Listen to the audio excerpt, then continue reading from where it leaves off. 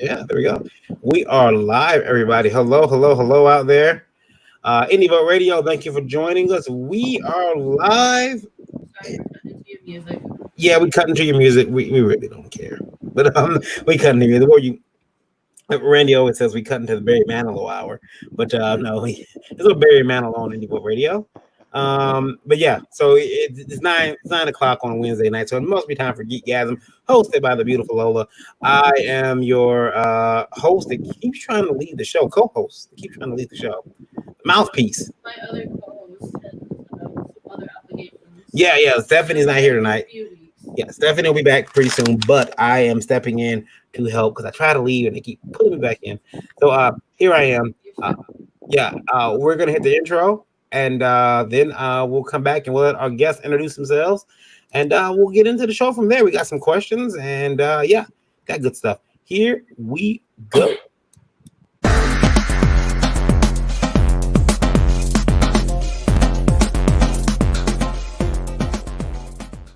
Yay, we're back. Okay, so I'm Varian Grant and I pretty much control the board here. That's what I'm doing today. So yeah, you guys know me from Indie Vote Live, indievote.com, where me and Randy talk comics, indie comics, every Tuesday night at 9 p.m. and then every Thursday morning at 9 a.m. And of course, you can hear us on the Indie Vote Radio as well as Indie Vote TV. Randy popped in backstage. Randy's actually backstage, probably messing around with the chat. We'll see what he says. Hold on. Yeah. Randy, are you there? he's digging around. He's digging around. We'll put him back there. We'll let him bring himself in. He's got control. Anyway, so yeah. As always, like I said, we got Lola here with us. Lola, is your mic muted? Is that what's going on with your mic? Okay, there you go. Do I have it now? Yeah. All right. Hey guys, it's me, Lola, your indie princess, and I am the co-owner of Last Call Comics with Varian, and I am your host for GeekGasm. Did you notice how like she said? See, now last week everybody made fun of me for saying corner. I'm the corner of Latin. Yeah, I'm the guy who killed it. Anyway, so let's we got some guests tonight, and we're gonna let them all introduce themselves. First of all, we got a man whose name has come across my friend request list, friend confirmation list several times, and for some reason I thought we were friends until today, and I realized that we weren't. So either we were friends, he unfriended me, or no, I doubt that. No, I just realized we weren't friends. But Adrian Asia Petty is here with us. We're gonna introduce ourselves. Though we'll start with you, Adrian. Go ahead. Yeah, thanks for throwing me under the bus there, Varian. You're welcome. Yeah, my name is Adrian Asia Petty. I am director at Jericho Projects. I just recently entered into a partnership with Marcosia Enterprises over in the UK, and we just put out our first graphic novel, Appalachian Assassin, and it's good to be on the show. Thank you for having me. Awesome. A lot of cool things coming out of Marcosia.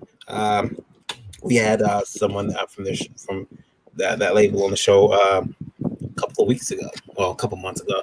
It all blends together after a while. But yeah, they put out a lot of good work. And I've heard the name come up over and over again. So we're taking a look at his project. So we'll go clockwise. So next is going to be the man from Atomic Bulldog Studio. Go ahead. Hey, I'm Chad Hindle. I run Atomic Bulldog Studios. I've been doing illustration, art, writing for going on 20 years now. Storyboards. I've got a book I'm pulling together right now called Leviathan. Last year I finished up adaptation of the Mueller Report. It's called The Trump Years. That's available on Amazon now. And yeah, I work on music as well. So some people might know me from the music side of things. But Dorfeast is giving me hell in the comments saying my head is shining. It is. If anyone doesn't know, I recently cut all my hair off. Like all of it. Well, everybody knows. Yeah, everyone knows now. Yeah, I did agree with the haircut. Yeah, she cut my hair off and it's gone. So we'll see how it goes. We'll talk about your music and your tonight too, because I want to get into that because we got Indie Boat Radio, and I always like talking to musicians as well, just because they have a different. I've been told that the indie music scene is a lot different from the comic scene in terms of appreciation. We'll get into that a little bit later. And next, well, I don't know if should I say your name. You can say whatever you need to Okay. say. Alan, I'll go ahead and introduce yourself. Hi, my name is Alan St. Clark, and I'm your friendly neighborhood supervillain. You may remember me from hijacking your dreams and trying to download some type of software for you to be one of my many henchmen or hench people. You may find my works on phantomelectric.com. That's with a K at the end. Yeah, that's right. And you might find comic books like Babylon, a sci-fi soap opera set in the future where it's fucking you over. And if you are an ex-Black Panther member, or was a Black Panther member, or still is a Black Panther member, you may know me from stalking in your bushes as I work on my newest series, Rise of the Black Panthers, where I illustrate in sequential format the history of the Black Panther Party for self-defense. That's pretty cool. That's pretty cool. Dave Brown in the chat says, "Hello, everyone. Hello, Dave Brown. How are you?" I stalk in the bushes. I used to hide out in bushes. And I understand. I mean, I had to learn to upgrade my stalking skills into a whole new level. Yeah. I mean, these were people that were stalked by the FBI. I mean, some of the finest stalkers on the planet. I had to maneuver, change clothes, and simply just talk to them, ask them questions. They were very open. I didn't have to do all the rolling around and really doing things to my back. I mean, I'm not as young as I used to be, I guess. And let's see who Pop says shared it in the madness. Thank you, Pops. I appreciate it. So yeah, guys, we got a couple questions from Indie Vote Radio. I want to bring in, and what'd you say? Yeah, already. Well, there were questions I thought from last week, and I want to ask, and I will let all of you guys kind of talk about, maybe even weigh in on the question. The first question we have is from, I'm hoping I'm gonna kill this name, but I think it's Pierre. Okay, but Pierre is from the UK, and Pierre wants to know if any artist will try to put their books together, like so different artists, the different creators, try to put their books together for shipping cost, to keep the shipping costs low. So meaning, 3 different people who don't know each other make a massive book and send it across seas just so they can shave on shipping. Pierre, I'm not sure personally that's a good idea. I mean, first of all, Will it even save anybody? I don't know, because the book gets bigger. Yeah. You put 3 comics together. I mean, some books are 24 to 32 pages. You put those books together, all of a sudden you got a thicker book. Now it costs more to send. The only thing you're gonna maybe save money in is maybe the printing, maybe, and then you got to divvy that up between creators. It's just a big hassle, Pierre. Manga works that way a lot. It does. I mean, I know that a couple people have done anthologies like that, and that's fine. But I'm just not sure that it's. I don't know. I mean, let's take it to you guys. Would you be open to a project like that, putting your book with other creators you don't know, as long as maybe a third party was handling the assembly of the content, of the curation of the content? I'd certainly be open to it. Yeah. Comics always, hey, Comics always, hey, how's it going? Hey guys, love the channel. Thank you. Comics always, we actually just subbed to that channel. What do you think, Adrian? Would that be something that you'd be open to doing? I would consider it, yeah. At least for one opportunity, just to see how it works, and if it was something that was viable and profitable for all parties involved, I'd continue. But yeah, I'd be open to it. Yeah, I like to think that it would be okay. But I just at the same time, I'm not sure it's going to save that much money. How about you, Alan? Do you think that would be something that you would do? Are we worried about the anthology being sold in just the US or is it overseas? Well, the Pierre's overseas, and his main complaint is that, and I believe Pierre wrote in before too. His main complaint is that it costs so much to ship a book from the US to the UK. I'm not sure. I guess in concerns to that question, I think you just get multiple printers in that case instead of like having the book shipped. Just make sure you have the PDF and print from the location you have so you can like lower cost. But when it comes to like working with other artists to make an anthology, I would be down for it. I just don't think anthologies are not easy to sell in the US. Like I never really see a besides heavy metal. There's not a lot of anthology series that you see, get stronger in time. I know Image did something very briefly, but it was very short-lived. Yeah. Dorothy says, when will I be a guest? Dorothy, you have an open invitation. Let me know when you want to come on. We'll definitely get you on GeekGasm. And she says, nice middle name variant. Randy did this. Randy was in the chat. He was backstage and he was moving stuff around and he named me the unfriended because I've been unfriended by like, yeah, you didn't know. I've been unfriended by like 3 people this weekend. I didn't even say anything. That's the thing. Like I didn't post anything. They just unfriended me. It was great. They reached out afterwards to tell me I was unfriended. But they're all golden person wishes. I get it. So keep that in mind, guys. Everyone here seems open to it, and that's a good thing. But I just wonder for myself again, is it profitable? Alan brought up a good topic, a good point. Just print it overseas. I had a buddy do that with was it Eric? He print something over. I forgot where he printed it at.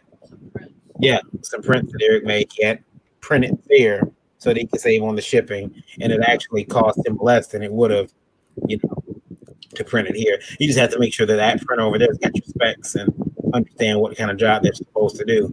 But yeah, I guess that's fine. Another question from Indie Vote Radio. Could you guys tell us how much money? I don't want to say little, how much money you've lost this year with cons being canceled? Well, no, we haven't lost any money with cons being canceled because, but at the same time, because I don't count money just in my pocket, guys. I'm weird like that. It's not in my pocket, so it's not my money yet. The opportunity to make money though has been because my shaved head, it's possible. The opportunity to make money has been reduced though, so I don't know. How about you guys? Have you calculated that up, or is that something that you considered?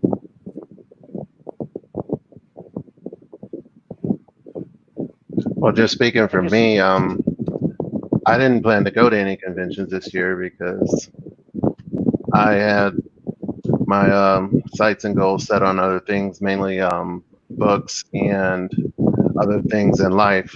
So I didn't plan to go to any convention, so I can't see, I didn't, quote, lose any money. And like you said, I agree with you, Varian.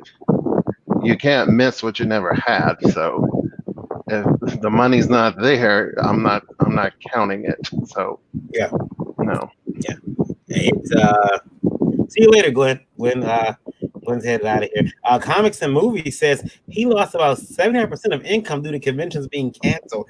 That's wow, that's 75% of income.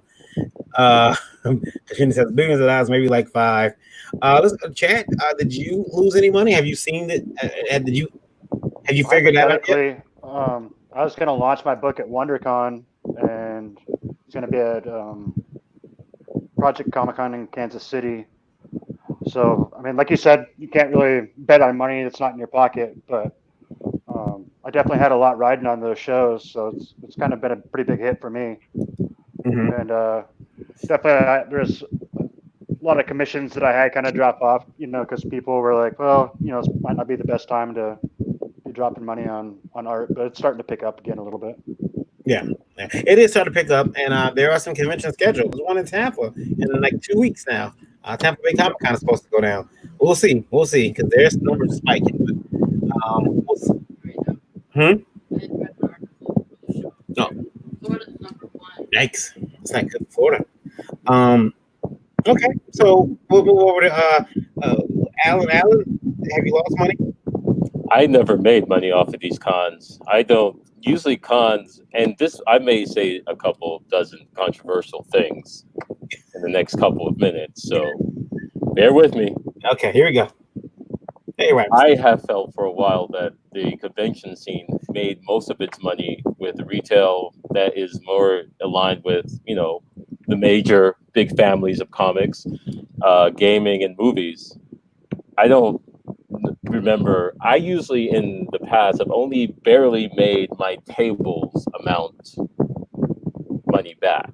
Mhm. And that's not profit. That's just keeping it like I'm not being curb stomped by capitalism. I'm just lightly beaten in the in a very open alley by capitalism. Very different. And I don't know how many people can successfully say they have made a lot of money as a independent comic artist or independent, developer of their own works. Comic book conventions have been not comic book conventions for a while, in my opinion. I think they've been more so outlets for cinema and video games. But with that being said, I don't think it would be wise for anyone to be entering any convention setting for a very long time until there is an actual vaccine going through people's skins and going inside them. Until you see a vaccine going into some fuckface, then it is probably the time that you can go outside. But it is not a good time to be opening up any of these convention sites, regardless of how much money you think you might be losing. You might possibly lose yours or someone else's life if we don't end this, the spillover of this virus, especially before we enter the second wave, as we enter the second wave. And that is fair. I mean, there are people who are concerned that we're opening back up too soon. I was shocked that I thought for sure. I said, look, conventions might come back, but that doesn't mean the fans are going to come back. And then I seen a picture of a convention in Florida a couple weeks ago, like 2 weeks ago. I think it was 2 weeks, maybe it was last week. And then someone said there was a secret con in Tennessee. A guy set up a Facebook page, 150 close friends, and people showed up and they had a little secret con. 150 people, no mask, no gloves. Now that's some dumbass shit. What level of dumb fuckery is involved in that is beyond me.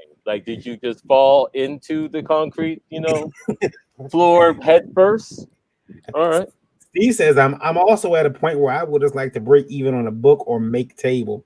Yeah, I mean, and that actually brings us to our next question. And this is, I'm sorry, I can't laugh without saying this name, and I shouldn't.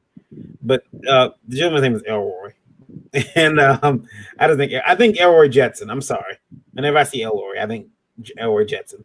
Elroy wants to know, how long should you keep at doing conventions or selling your product if you're not making table or you're not making profit on the book? When do you call it quits? When do you pull the plug?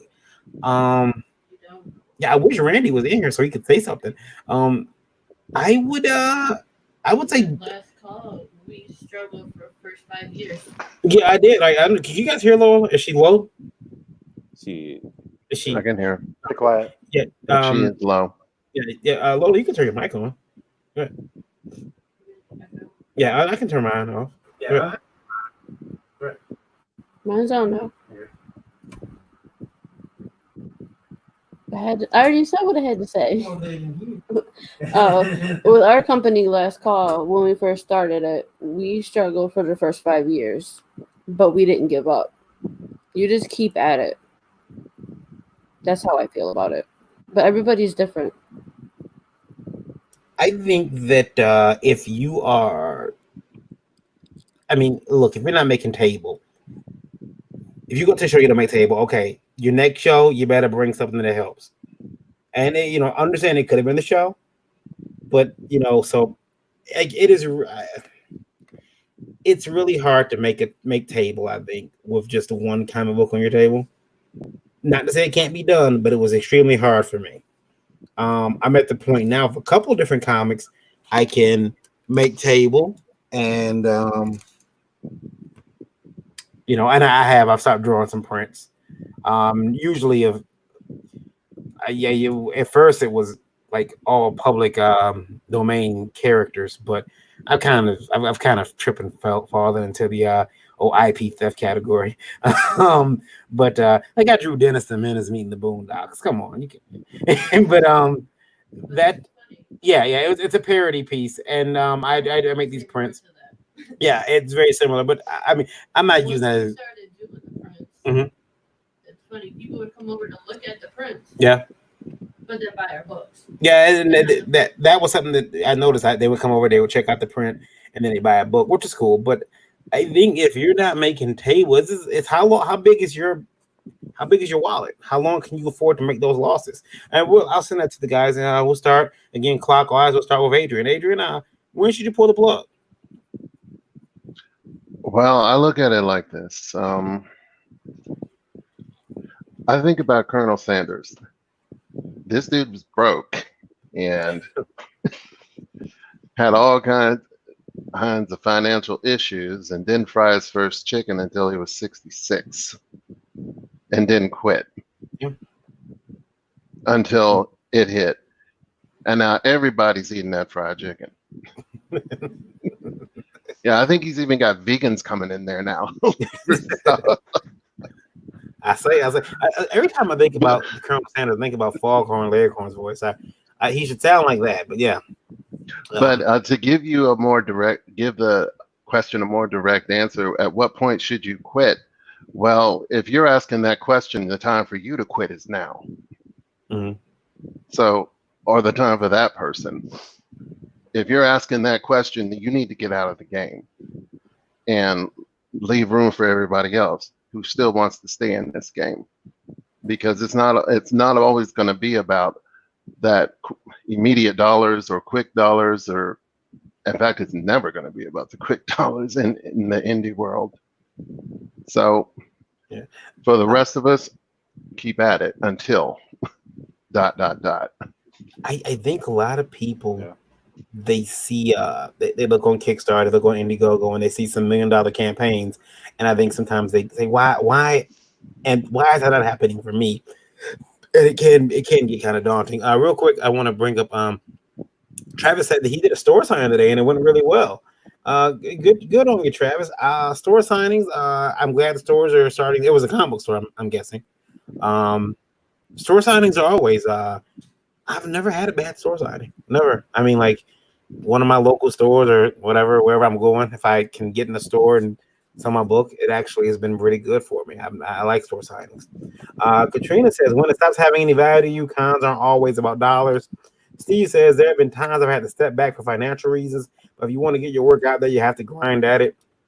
Katrina says, I'm going to answer questions like I'm on the show. Yeah, Katrina, I can send you a link.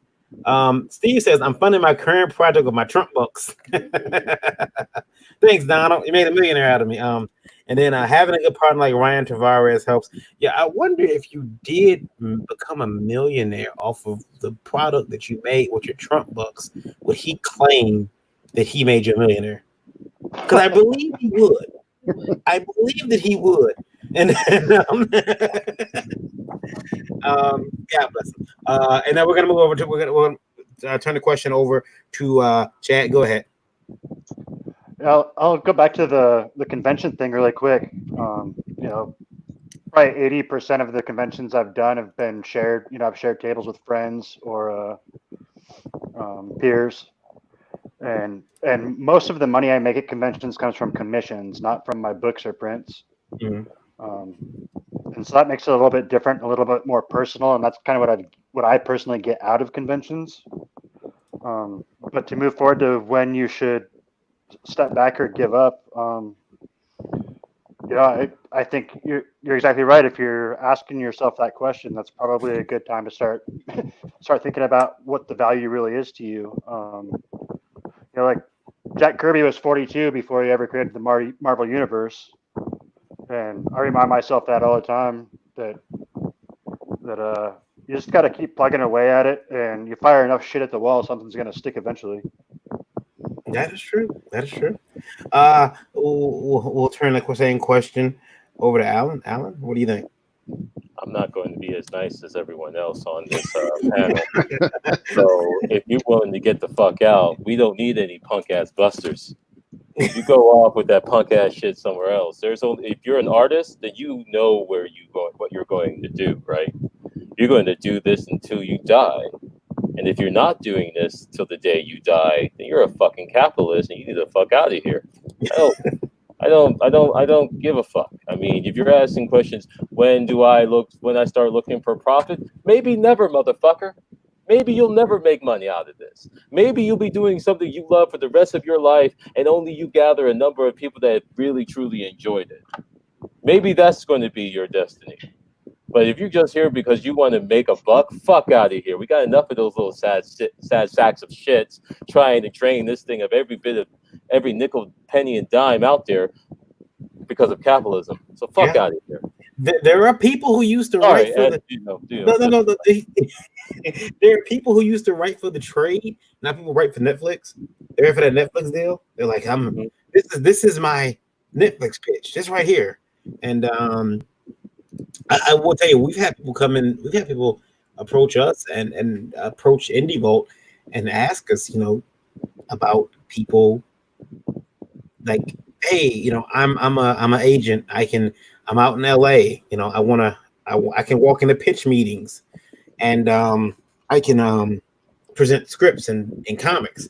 And what I had was a buddy set me down and explained to me how that works. Is that what happens is you get these guys who they go to these monthly, bi-monthly pitch meetings for studios, or studios have these things as basically it's a tax write-off. They throw a nice spread. They have 3 or 4 interns going and looking for new content, and these guys come in with scripts and they're trying to sell them. And if they can get to the table, then they'll maybe say, hey, by the way, I got this comic book you might be interested in. And what usually happens is the studio really, most of the time, the studio might take the book. They'll take a look at it. We really like this one concept out of this book. We don't like all of it. So we'll take this one concept, make our own thing out of it. You gotta have. It's so important to have contracts if you're gonna do stuff like that. But if you're looking to make money right away out of comics, you probably got the wrong field. Good fucking luck. Yeah, you probably got the wrong field.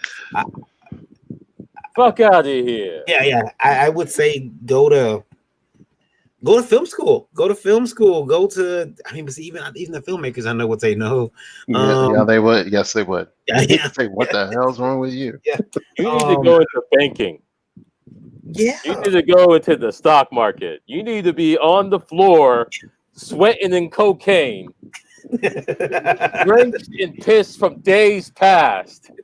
Screaming at some motherfucker at some screen saying everything on that fuck face. That's where you belong. And that's a good place. It's fun. The cocaine is great. Usually fentanyl free. No fentanyl in that coke. All Colombian. We don't. Comics really. I remember when Wizard, and I have stock in Wizard, guys. I have stock in Wizard World, and I'm sorry. And I remember when Wizard said, "Hey guys, we have Sony execs walking the floor, and they're gonna be looking through Artist Alley about taking some of your properties over to, Sony." And I thought, Sony. That was the first time. Like, Sony Pictures, they don't have any money. Now if they would have said it was Sony Entertainment, that would have been different. I would have been like all for Sony Entertainment. I'm like, yeah, make a game out of my shit. But Sony Pictures, that's weird. Okay, so I'm gonna throw some invite links out there so people want to get in here. And here we go. Let me throw these links out here for people. Give me 1 second, guys. 99% of the time, any kind of deal where you're actually going to make money is going to cost you your ownership too. Yeah, yeah, Mhm. yeah. And you start making deals like that. Next thing you know, you don't own your property anymore. Um, Sony Pictures does, and you know what they're going to do with it. It's going to be the crying game. Um, 1 second, I'm trying to send a link out. Because Lola can't do it, I have to. All right, there we go. Sorry, my RAM hasn't came yet. Yeah. All right. Anyway, so we're gonna start looking at books, but let me read these comments. So see, I'll be a little more understanding because I've struggled with depression and self-doubt, and I've tried to quit. What I discovered is I can't. For some reason, I see these images and characters. Ultimately, I've learned that I would rather deal with the pain of creating art than the pain of letting a dream die. It took some therapy and reflection to get there. The sad fact is that you have to be ready to spend some money. If you're trying to make money, go into it or buy stock. Chuck says, my boy Adrian, woo, it's a big night. Josh Dahl says, hey guys, and don't apologize for owning stocks. Here's something to do. I got Kat in there, and I've got Steve. There's Kat. Hey, Katrina. And I've got Hey guys. Steve, and I'm gonna remove myself and let Steve pop in here too, because Steve is the one that wrote the comment about wanting to quit and not quitting. I'm letting him come in here, and then we're gonna get into you guys' books. So go ahead. All right, here we go. Can you guys hear me? Gotcha. Okay, yeah, but I don't know. I kind of already wrote out what I wanted to say because I've kind of been where he's at because I've struggled with self-doubt a lot in my life, and I think we're all on a different spectrum of struggling with self-doubt, but ultimately there is this good point people have been making where it's like you either have the fire or you don't. And sometimes it doesn't burn as brightly as you want it to, but like ultimately what I've discovered about myself is that I do want to go through the struggles of turning my words into pictures and showing my work to people. But you know what? Sometimes maybe you do need to step back and heal a little bit and deal with some of those doubts before you're ready to step back talking? into I don't the hear ring, anything. you know?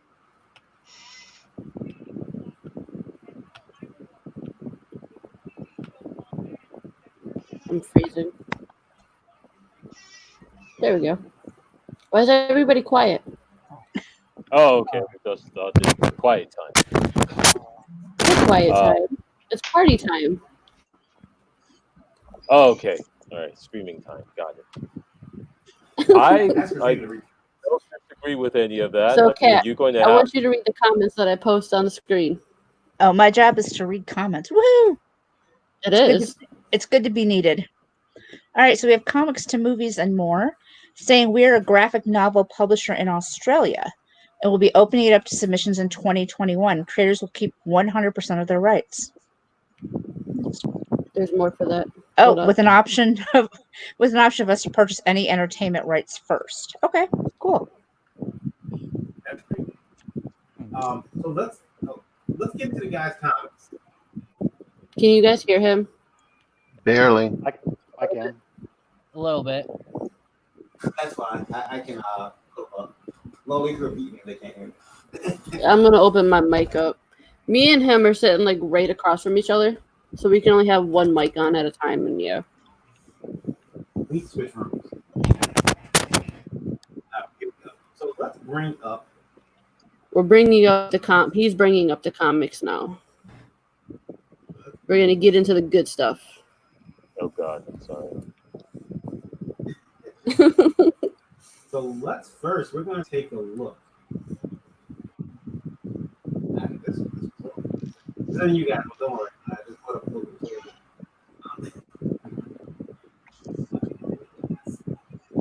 And in response to the, go ahead.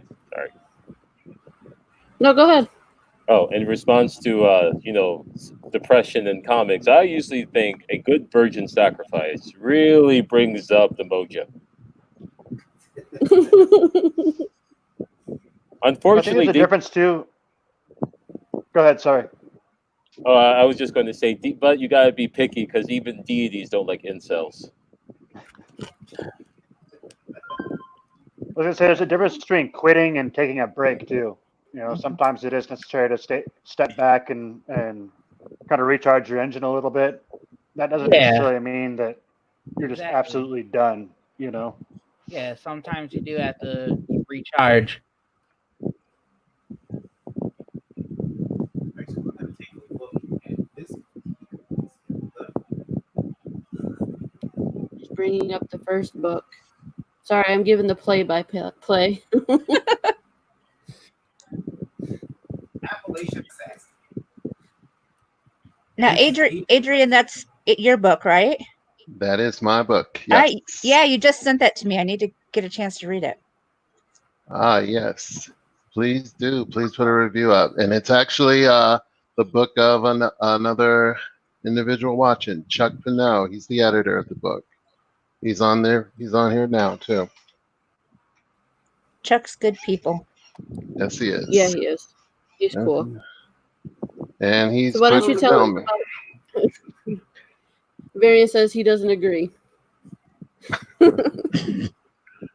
Chuck is a known destroyer of dreams. Can you guys hear him?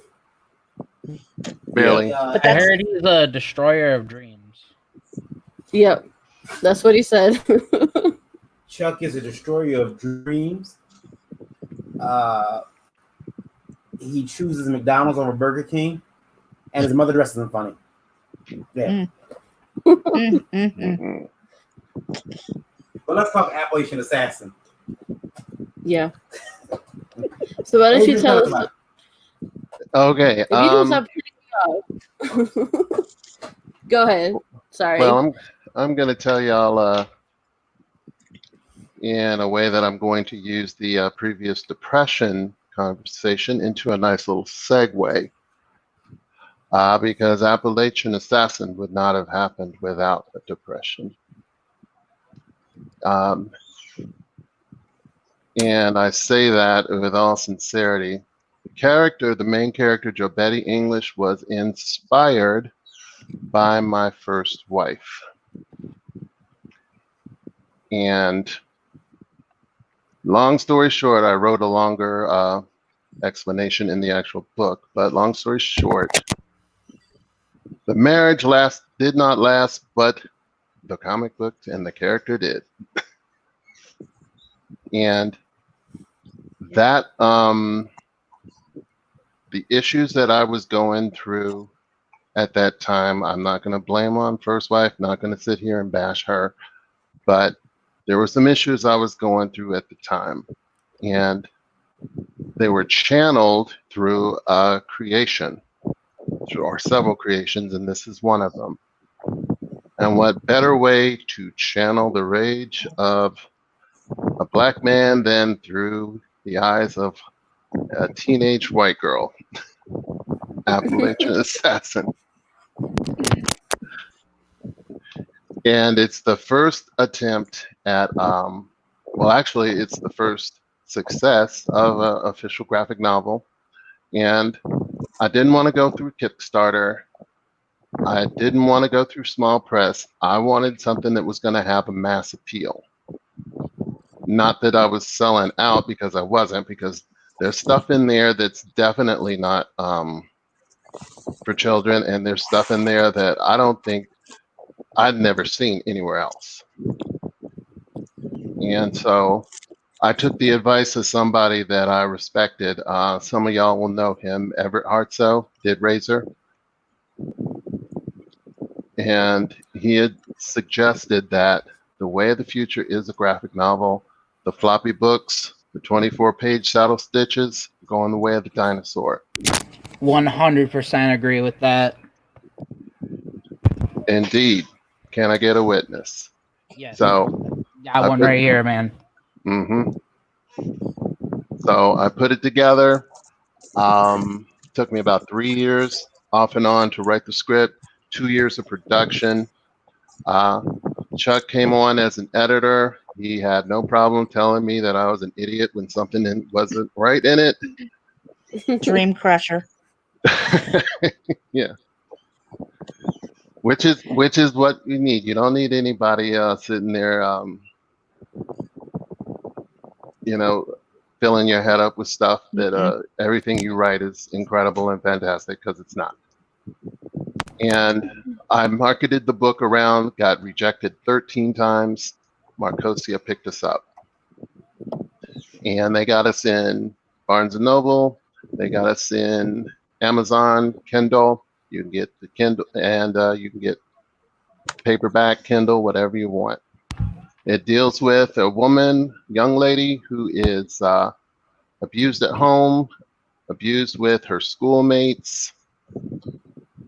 And one day, a stranger comes in, just as Joe Betty English, it's her name, is diagnosed with cancer, and she's about to die. He sees her and he says, "No, you're not, because I detect in you a key, your key energy." And he heals her, and he evolves her into an elite assassin. And he does so with the help of his buddy, John Rainmaker. And he has an agenda along with this, but I'll let you read the book to find out about that agenda. Yes, everybody has to read the book. Oh, of course. It's a Yeah. good book. Yes. Thank you. Thank you. Let's see here. Now, I got the book. Oh, I was going to scroll through the pages, but I didn't want to give stuff away. Okay. There is some amazing. And the photographs, I took those pictures. I can't take credit for the actual artwork, but I did take the pictures.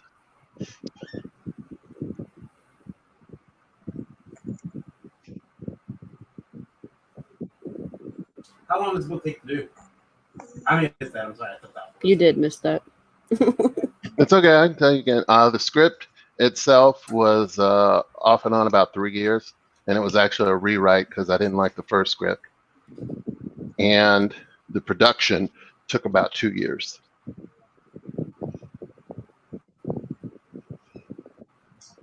And you can see the actual artwork, pencils and inks, Carl Embazado, who's an incredible artist from the Philippines. Colorist is a longtime friend of mine, Sherry Hunt. And the cover was done by a friend of mine, Summer Dale.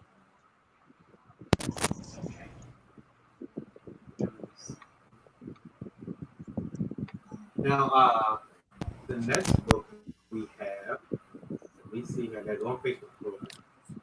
Oh, you got a better way of sending me stuff. You complain if I email it to you. You complain if I send it through Messenger. What do you want me to do? Just pull it out the air? Is that an option? No. Can we do that? No. See what I deal with every day.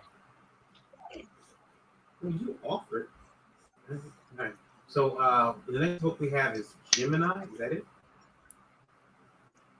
Yeah, Leviathan Gemini. I had to change the name because another book came out called Gemini right before I was about to launch that, so didn't want to have any confusion. I don't want to pull it on Facebook and then someone. No, I sent you the other picture too. Well, I know, but if I pull it up on Facebook, somebody send me something inappropriate. You know, people love to troll me during live shows. And then it pops up, and I'm like, uh-oh. See, he's supposed to be the board guide. He's taking forever. Yeah, let's talk Gemini for a second. Well, the name is changed now, though. Well, yeah, fine, yeah. So pull up the other picture. Okay, all right. You can start talking. You can start talking about it, but we're gonna pull up a different picture. All right. It started pretty organically. I didn't actually have the concept for the story when I started drawing it. I just had a overwhelming need to start doing sequentials, and it was kind of through talks with my mom before she passed that I came across what eventually became the storyline. And it's kind of a meditation on artificial intelligence and the impact it's going to have on our society through the lens of the Pinocchio story. And it was influenced a lot by my kids. I wanted to do something that my kids would be able to read and identify with, but without pandering, without making it a kid's book. Obviously, in the story, it has a lot to do with kids who have lost their families, and this, I had written that before any of this ICE stuff started happening. So it was almost kind of a life imitating art when they started setting up those compounds.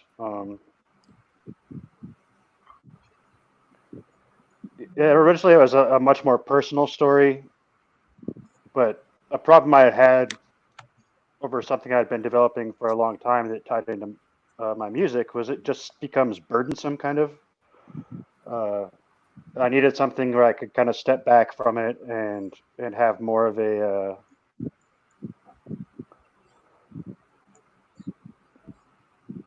perspective on it that was fun and not to be able to be personal without it being autobiographical or anything. I wrote and drew it. It was also an exercise. I didn't want to use any reference. And I have some of the originals here. Let's see if I have that one.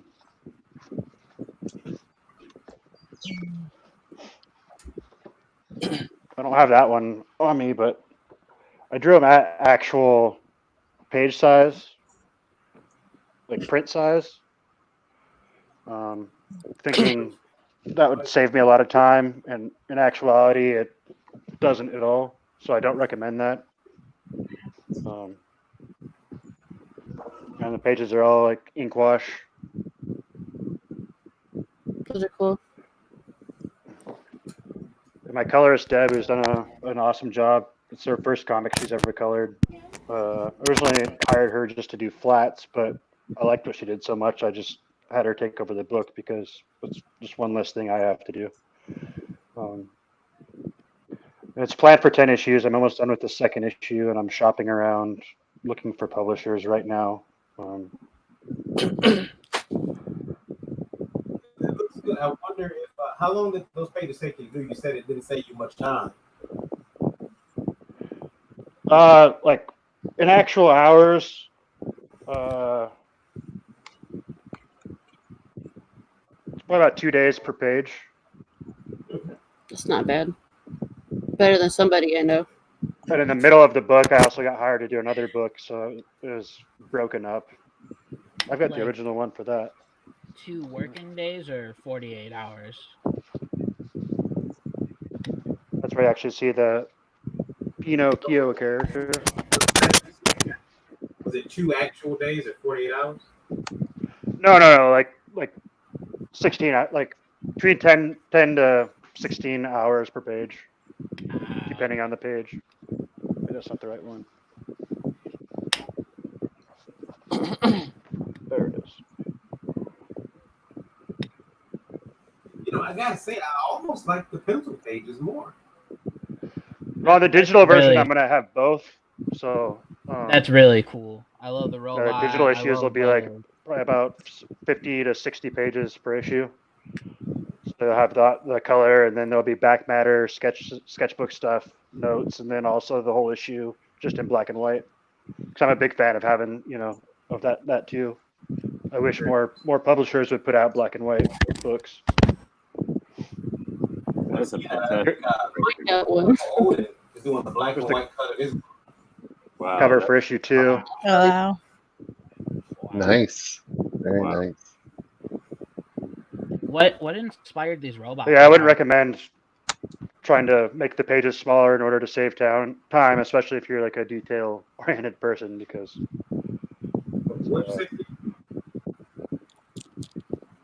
I'm sorry, what was that? Somebody said something. What inspired your robot designs? Like, what were you using for reference when you came up with the design for that robot? So yeah, that's been my focus, my main focus for the last couple of years. But I still do work on a lot of commissions and a lot of work for hire on the side. It's just been kind Yes, of my was your influence on those robots? Did you What was hear my Steve's question? What was the influence for the robots? the that's the cricket kinetic reconnaissance keel technology. They're designed as rescue bots to go into this area that's been. Leviathan is artificial intelligence that has decided to create a space for itself and basically wipes out a whole ghetto, basically, because on its registration, there's no living creatures there, so it thinks it's an open space, but it's actually just a huge poor borough that doesn't have electricity and stuff. And this boy Pinocchio has this disease called varicunus cuneiformis. It's called tree man syndrome, and it's a real disease actually. But I've dramatized I've heard it. of it. And through the use of his blood, they're able to cure prepubescent children of radiation sickness.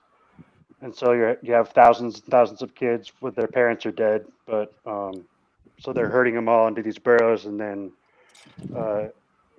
Jeopard Edo, the Geppetto character, is hired by the Gemini Corporation to kind of re-engineer these crickets to become parents to the children. So that's kind of one of the through lines. I like that. That's really cool. PhantomElectric.com website. We're gonna bring that up. See here. Website.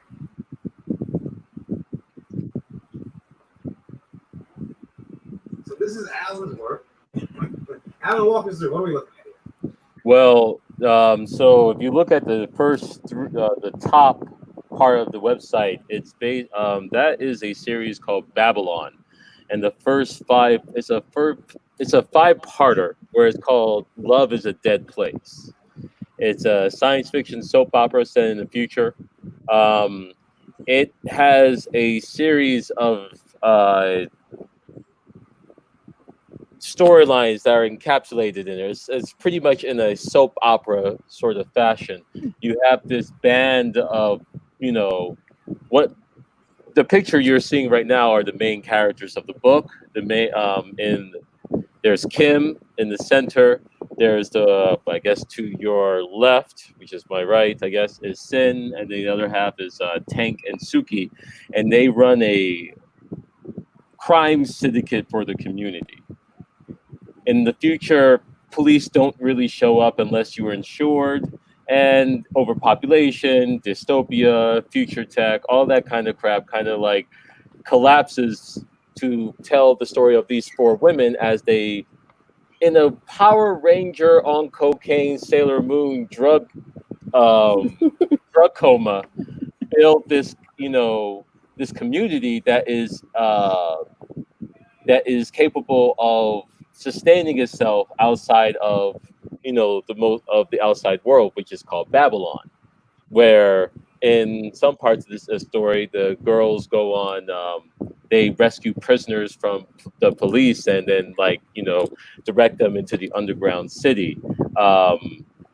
They also they pretty much function with the idea that we need to learn to support ourselves free from this, corporatocracy of the future. While simultaneously, there is the main character which will be told in the story, is a genetically engineered superhuman, and the tales of how everything kind of becomes what it is becomes foretold. As in, I'm just going to tell you this: it's a soap opera. Do some really good drugs. Drop yourself in and let's go.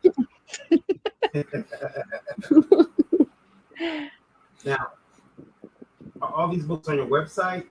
to read? Well, if you go or- through it, like so I have decided to break it down episodically, and what I am noticing since COVID has really showed the weaknesses in the comic industry that we have to acknowledge that digital comics are going to be here to stay, and we need to probably adapt to facilitate this new direction. We, as in the United States, never really gotten too comfortable or close to web comics or comics that are, found on site.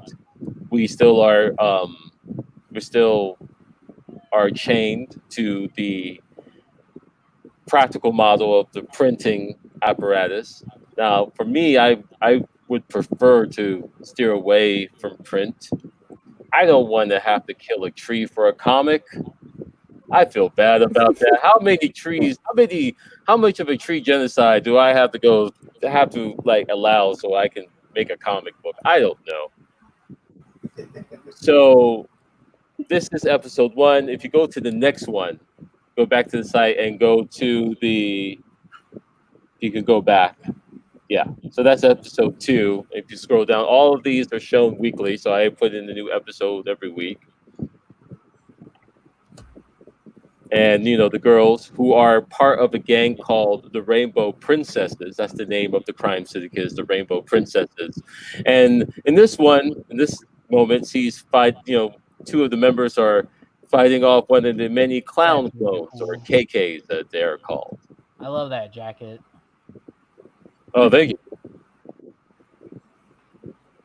And it's just a brutal science fiction dystopia, funny book of.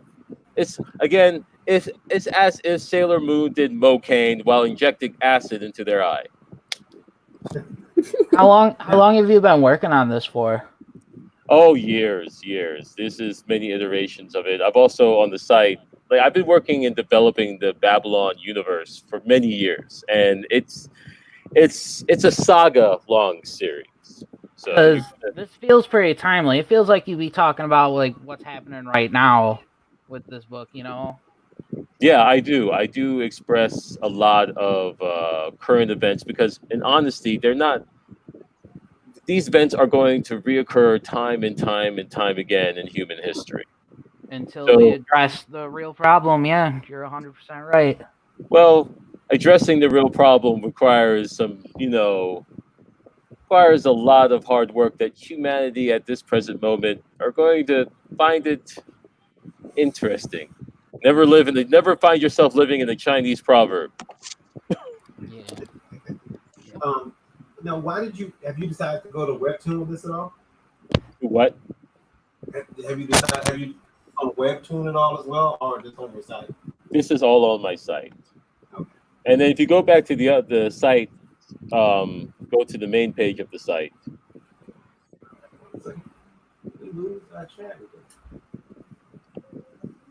Go back. Now there's underneath it. There's Kung Fu Devil, another ongoing series that I've been working on about a guy. It's a universe where two things rule: kung fu and science. And there's this person who, as you see before you, known as the Kung Fu Devil, has made a deal with the Kung Fu Devil for revenge on, I guess, its people's. Its people was used for a genocidal bullet to kill off another group of people. But in order to do that, you need the souls of an entire planet to make that bullet to kill one being whose chi level is whatever bullshit. So he makes a deal with the Kung Fu Devil and he says, all right, for every person I help you kill, you got to help me kill one other person. So the Kung Fu Devil has killed off all the enlightened masters in the universe, bringing the universe into this Kung Fu Dark Age. And then we take it from there. And again, on your website. And they can check this out. Now, you do have donations on your website. I do. So if you go down to the bottom, if you got any money, I'll gladly accept it. It prevents me from doing stuff I feel I no longer want to do, like get a real goddamn job. So yeah, one second. I'm gonna go a little out for a second. 1 second. throw you out your own show for a second. Had to throw you out your own second. But if you, we do have a lot of people listening on Indie Vote right now. Actually, it's up to 22,400 listening on Indie Vote Radio right now. Make sure that you go over and check out some of these books. These books are available for purchase. They are available for you can donate. You can, and a lot of times, you know, I will say this. I remember a couple of years ago, I was watching a comic book documentary, and there was a comic creator who has since fallen out of favor with some, so I won't say his name, but he said, there is no other industry like comics where you can reach out to the person who has had a hand in creating what you love, you know, whether that's at a convention or even online, you can reach out to them and say, hey, you know, I like your idea or I hate it. Yeah, and I see Alan showing out the Rise of the Black Panthers. That's another one of the books that he's working on. Now that's printed already. Yes, this one I go back to the transatlantic slave trade, yeah, and begin there, and then basically go through the rebellions, or the rebellions that we had, that slavery, the rebellions that led to much of our independence, and then the histories behind that. You see that Nat Turner, Frederick Douglass. I anamorphize everyone. So white people are dogs, black people are panthers, and pigs are police officers, and people of that nature. That's Harriet. That's a moment of Harriet Tubman I introduced into the story. Hold on. Yes. Yeah, I'm not good at this. And yeah, and it goes on. This is the assassination of Malcolm X, which led to the birth, the imagination, that led to the critical moment that the Black Panther Party really started to formalize, by just that moment really crystallizing into the minds of Bobby Seale and Huey P. Newton to form the party, and then from there and on. So, and this is only issue 1. It's a 5-part series. The next issue will be available on October 11th to 15th, which is the anniversary of the Black Panther Party for Self-Defense. And you can find that also on phantomelectric.com. Know your history, I guess, Alan, that book is printed. What? Here I was ready to give you the digital comics crown. It's the book. I have to get this. Is better for schools, and I give it to schools. This is the best format to do it in. Oh yeah. They can order that book at your website at phantomelectric.com. Yes. Okay, and we're gonna put all these links in the description of the video, so you guys can go check this content out. Let me see here. I'm going to let me. Trico demanded to see my bald head again. It's horrible, guys. I miss having hair. Thinking about cutting mine off soon, man. Yeah, it's rough. I feel like I'm making a political statement, but I'm not. It was just hard to say. Well, the problem was this: I had long hair. I had ridiculously long hair. See, I grew up in a generation that idolized Prince and Michael Jackson, so that did something to me as a little boy. Like as a kid, I always wanted long hair. So I've kept long hair. Well, during the quarantine, I couldn't maintain long hair. So what happened was I ended up getting, I got sick too. I got sick. I ended up having MRSA in my left leg this time. Before it was in my right, now it's in my left. So I couldn't walk. 2 weeks laying on the sofa, doped up on pain pills, and seeing green horseshoes and blue moons. Could have read some of those Phantom Electric comics at that point because I'm pretty sure. But I ended up my hair just got unkept. Started getting matted, and and she looked at me one day and she said, "You got to cut your hair." I'm like, "No, I can fix it. I can fix it." And I tried running the comb through it. I said, "I can't fix it. I can't fix this. I'm gonna have to start all the way over again." And you could have had dreads, man. You could have had dreads. Yeah, I was gonna let it go. I was like, I'm gonna do dreads. And she won't. She won't. My wife will let me do braids. She won't let me do dreads. But I mean, yeah. See, look. See, Chad has the long long hair. I'm gonna get my hair back. Don't worry. The problem is, guys. I've told this story before, and I guess it's a good time to tell it again. If I'm gonna tell it on any show, this would be the show to tell it on. So when I first grew hair, again, guys, I keep in mind, I grew up in the era that I idolized Michael Jackson. I was born in '82. Michael Jackson and Prince were superstars, you know. And, so when I grew hair, after I went to high school, so that's the old Your birthday. March 20th. Oh no. Yeah, that's an old variant. Nice. Aww. And it got longer than that. It got to the point where it was kind of down my back. But I'll tell you a funny story about that. Now, there's no beard, there's nothing but that hair. I was in a store called Mr. Allen's. I'm not sure if everybody's familiar with that. 29-250. It's a store they sell shoes and clothes. It's an Urban Outfitters store. Well, I was in the store and it was getting close to Christmas, and I was getting ready to go out with some friends. So I ran in there. You know how we perp and we go run and buy an outfit that afternoon for the party later that night. Well, I was standing in line and another line opened, and this guy was standing behind me. And I shit you guys not, he reached down. He put his hands on both sides of my waist. He leaned over and whispered in my ear. Yeah, he said, "Hey, baby, move over there. That line's open." And he moved me to the right. Oh. Over to the next line. And I couldn't say anything because this man was manhandling me. Now, I will say this too. I want you guys to know this. For the 7 or so seconds he was holding me and moving me like that, I felt really safe. And I don't know. Wow, because hearing that made me feel the opposite. Yeah. Yeah. I felt really safe. Ugh. It hurt me. I felt really protected. It was I was like, brother, you need to be in the Me Too movement. Yeah.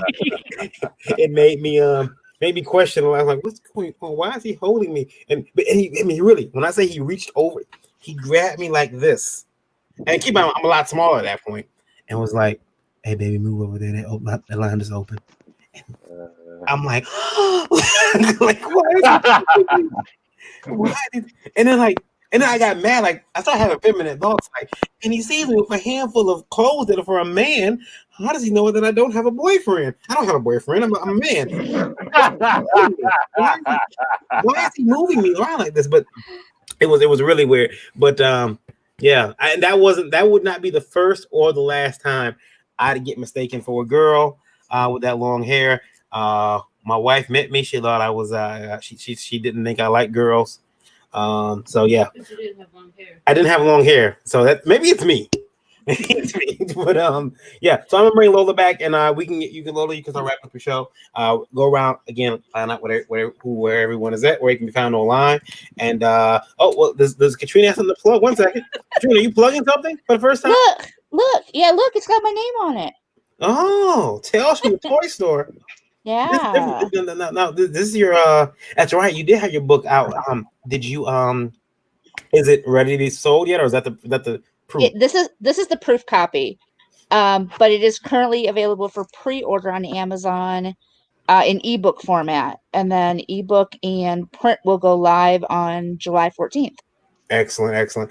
I'm gonna bring Lola back in so she can go around and ask everybody where they're from and get all your Twitter information so our listeners can check it out. Because there are people on Indie Boat Radio right now who actually, last question we got was somebody wanted to know, does everyone here ship internationally? I think everyone here does or will consider shipping internationally. Just make sure that you contact the owner or the creator first. Let them know that you wish to buy something, and they'll figure out how much it's going to cost to ship that to you, because it can be a bit of a price difference. Here we go. So Lola, I'm bringing you back in. There you go. Okay. There I am. All right, so we're gonna start with Adrian. Where can everybody find you at? Okay. Couple different places. Instagram, Twitter, Facebook at JerichoProjects.com, or just at Jericho Projects, I should say. or the website jerichoprojects.com. Or you can find us on Barnes & Nobles. You can find us on Amazon by typing in Appalachian Assassin. So, but if you can't remember all that, just go to Instagram, Twitter, Facebook, jerichoprojects.com. And we'll have links there to lead you to marcosia.com, where you can find Appalachian Assassin, or jerichoprojects.com, where we have other books besides Appalachian.com, besides Appalachian Assassin. So, did I get all that in? Yep, you did. All right, Okay. we're gonna move over to Alan. Alan. All Yep, right. We're gonna keep Well, going. so you can easily find me at phantomelectric.com. You see that thing down there? Go there. That thing. You can find me. That thing. You see there? It says the damn thing where you go to. Go to that fucking thing. And also go to Alan_T_Clark if you gotta go to the Instagram shit and go there. On Twitter, which a place I'm never fucking at is Alan Clark. How the fuck you'll find me there? Good luck. And yeah, just go to the fucking site, man. It's not that fucking hard. Please. And there you get to see all kinds of fucking comics. You get to read them. Give me some fucking money. It's been said, and I'm going to have to just call that shit out. There's a lot of haters out there that think that this whole comic book operation is just a front where I'm really just kidnapping, nuclear scientists to build a reactor. Now all that shit ain't true. I am not kidnapping anyone. I am not building a doomsday device on any island. I am not organizing a crime syndicate that goes across worlds. All that shit. I am as human as you. Everyone else, I'm human. I have all the documentations. I swear it. So go to the site, look at comics, buy the comics, give me money. It's not going into any insidious side operations. Thank you. I'm convinced. Thank you, Sarah. So let's move over to Chad real quick. Hold on 1 second. Chad, where can they find you?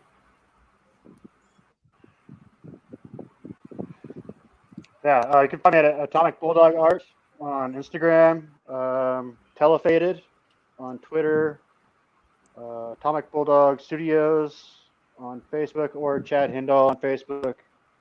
Last I looked, I'm the only one in the world, so I'm pretty easy to find. I do commissions, sell originals. I'm about to start a eBay sale with everything starting at 99 cents. So, Daddy needs a new pair of shoes. Thank you guys very much, and it's been awesome to see and hear about all of you and to check all your stuff out. Thank you very We much. appreciate you. Also, And let's check out what Katrina has. Katrina has a book too. Hold that up again. And they can get that where? You can pre-order the ebook version on Amazon, and the print version will be available July 14th on Amazon. If you just want to reach me because you like me, you can find me at catscratchpress.com.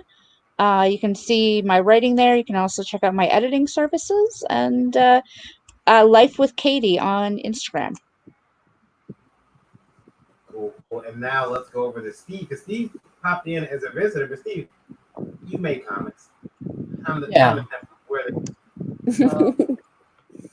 You can check out my work, The Worm of Ashwood, and I also have a horror compilation called Tales of Death and Destiny. You can go to attackoftherivals.com for that, or tavarasart.com for that. It's hosted by my wonderful artist and friend, Ryan Tavares. It's great stuff. I hope you check it out. Very cool. And Sarah says our birthdays are 2 days apart. Mine is March 18th. See, me and Pisces. Me and Sarah are Pisces. Katrina's not a Pisces. She's not a part of Pisces. So, yeah. Katrina's not a Pisces. you're not the only 82-year-old human being here. Yeah. See, 82 was a good year. Okay. Sure. Yeah. Sure. Why not?